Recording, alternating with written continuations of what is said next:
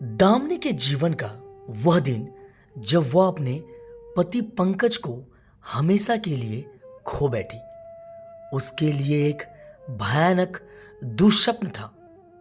पंकज एक साधारण इंसान थे जो एक छोटी सी नौकरी करके अपने परिवार का गुजारा करते थे। उनकी दो प्यारी बेटियां सुमन और तानिया उनकी जिंदगी की रोशनी थी। दामिनी को कभी सपने में भी यह ख्याल नहीं आया था कि एक दिन उसे अकेले अपने परिवार की जिम्मेदारी उठानी पड़ेगी। पंकज के अचानक चले जाने से दामिनी का जीवन पूरी तरह से बदल गया।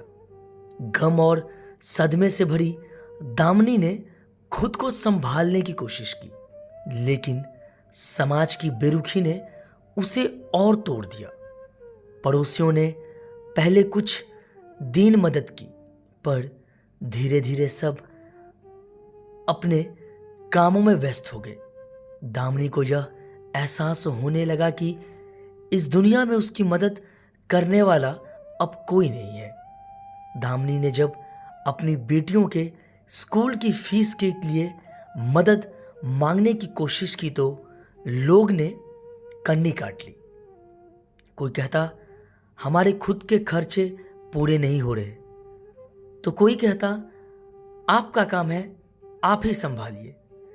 यहां तक कि जिन रिश्तेदारों ने शादी में बड़े बड़े वादे किए थे वे भी अब दूरी बना चुके थे। दामिनी के दिल में गुस्सा और दुख दोनों था। वो सोचती, क्या मेरी बेटियां इस समाज का हिस्सा नहीं है? क्या एक विधवा होना पाप है? लेकिन वह अपनी बेटियों के लिए हार मानने को तैयार नहीं थी। दामिनी ने अपने जीवन में पहली बार बाहर काम करने का फैसला किया। उसे अपने आत्मसम्मान की परवाह थी और अपनी बेटियों के भविष्य की भी। घर घर जाकर काम करने से उसने शुरुआत की। सफाई, खाना बनाना और बच्चों की देखभाल जैसे छोटे मोटे काम करके उसने धीरे धीरे कुछ पैसे जमा किए। दामिनी सुबह 5 बजे उठती, बेटियों को स्कूल भेजती और फिर खुद काम पर निकल जाती। कई बार उसे अपमान सहना पड़ता, लेकिन वह हमेशा अपनी बेटियों की मुस्कान के बारे में सोचती और खुद को मजबूत बनाती। सुमन और तानिया भी छोटी उम्र में समझने लगे थे कि उनकी माँ कितनी मेहनत कर रही है। वे स्कूल के बाद माँ का हाथ बटाती। सुमन ने पढ़ाई में इतनी मेहनत की कि उसे स्कूल से छात्रवृत्ति मिलने लगी।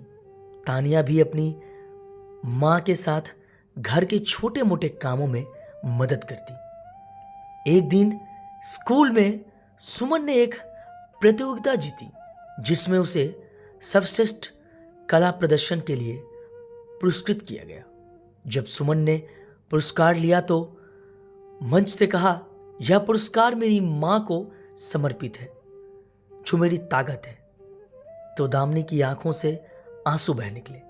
वह गर्व से भूल नहीं समाई। धीरे धीरे दामिनी के जीवन में बदलाव आने लगे।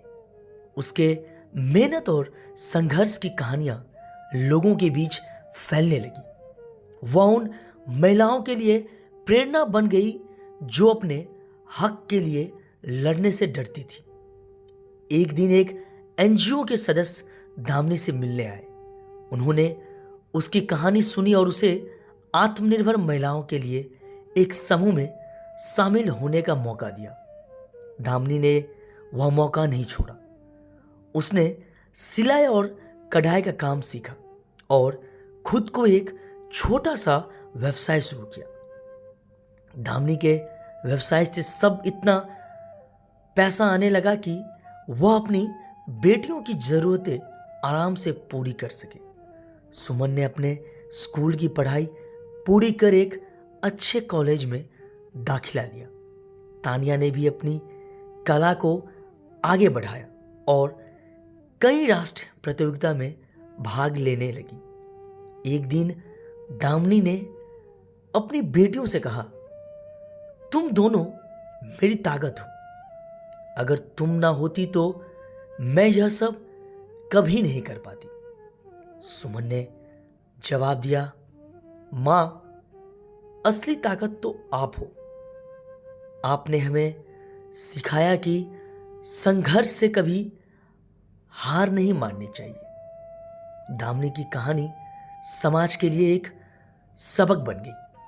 उसने दिखा दिया कि एक विधवा महिला अकेले भी अपने बच्चों का भविष्य बना सकती है। दामिनी के जीवन ने यह साबित कर दिया कि समाज चाहे कितनी भी बेरुख हो, एक मां का प्यार और उसके संघर्ष का जज्बा हर मुश्किल को हरा सकता है। इस कहानी में बताया गया है कि मां का बलिदान और संघर्ष बच्चों के जीवन में कैसे एक नई दिशा ला सकता है। यह कहानी हर उस मां को समर्पित है जो अपने बच्चों के लिए हर मुश्किल का सामना करती है।